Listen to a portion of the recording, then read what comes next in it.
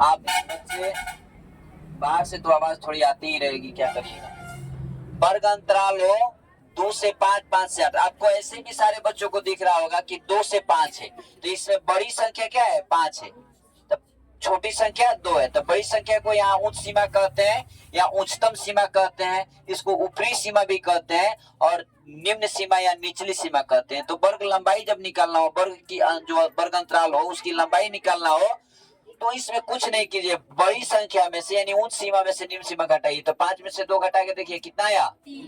अगला में भी जांच कर लीजिए, उच्च सीमा 8 है, 8 में से कितना घटाना है, 5 घटा के देखिए कितना आया। तो यानी आप समझ गए ऑप्शन में क्या है, 3 है, 2 तो होगा ही नहीं, 4 होगा ही नहीं। आपका ये क्वेश्चन क्लियर।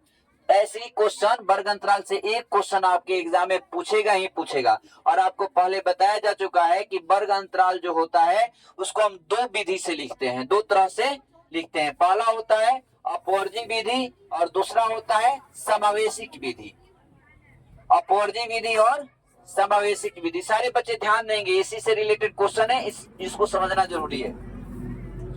अपवर्जी विधि को अतिव्यापी विधि कहते हैं, अपवर्जी विधि को अतिव्यापी विधि भी कहते हैं। इसको अंग्रेजी में ओवरलैपिंग कहते हैं। क्या कहते हैं, ओवरलैपिंग। और समावेशिक विधि को अनतिव्यापी विधि या अनतिव्यापी विधि या समावेशिक विधि या उसको असतत वर्ग अंतराल कहते हैं। ये सतत वर्ग अंतराल है। इसमें देखिए उच्च सीमा जो है ना, अगला वर्ग अंतराल में फिर निम्न सीमा हो गया, फिर इसका उच्च सीमा 8 है, 5 से 8, तो इस अगले वर्ग अंतराल में निम्न सीमा बन गया। जब इस तरह के वर्ग अंतराल रहते हैं तो उसको अपवर्जी कहते हैं या अतिव्यापी कहते हैं या सतत वर्ग अंतराल कहते हैं। अब बच्चे मैं बोर्ड पर बता रहा